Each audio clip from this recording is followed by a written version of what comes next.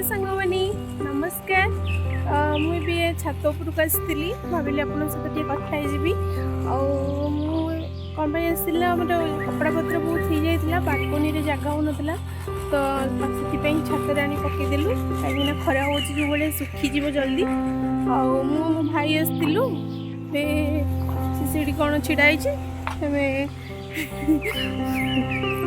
जीवु ए बाहर सुखी देचे तो आम शिवरात्रि रे जो सब जाइलु मंदिर आप सहित सेयार करी लिंगराज मंदिर जाइलु से जोर से भिड़ होता गोटे गोटे कौन साउंड हो बहुत आवाज आसपट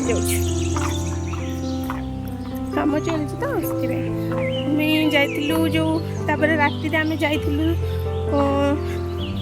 मंदिर से दीप जालुलु आपण मान छोटे छोटे वीडियो शूट कर देखापी तो लिंगराज जाइन घर पाखे गोटे मंदिर अच्छी तो सीटी जाइलु आपड़ी किसी वीडियो नहीं आप सहित सेयार कर आसतु से देखिए सांग मैंने देखो ये तो मुझे घरे पूजा करूँ आम जाऊ जाऊ मंदिर में पूजा करनेलु फास्ट आमर ना से दिन मंदिर जाऊ जाऊ टी लेट हो जाता कारण मो सान भाई दीज व्रत रखिलु जागर व्रत से दिन आम टे सब जिनस पत्र नहीं जाऊ जाऊ टे लेट होगला मैक्सीम टाइम हो जाता 7टा 7:30 एमती बाजी जाता आम जाऊ जाऊ से सारा जगह फुल हो जाता सब भक्त मैंने भी आसते ना सब से आम बहुत कष्ट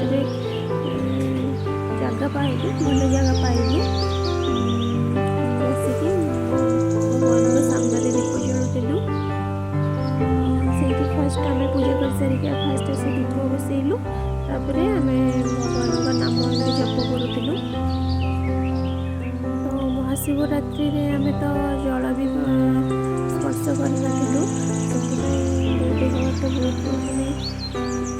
वीक लगुन कि कष्ट लगुला तो मुझे वीडियो कटुली कहीं भाविली आप सहित सेयार करी भाई मो लाइफ जहाँ किसी भी हम मुझे फास्ट आप सहित सेयार करी एमती केतबले 10टा 15 होगला जड़े पड़ानी सेपटू कहले कि लिंगराज मंदिर में महादीप उठी सारा तो एबे ए मंदिर भी महादीप उठा स्टार्ट हम तो से मैंने आमर दीप को एमती प्रणाम कलु समस्ते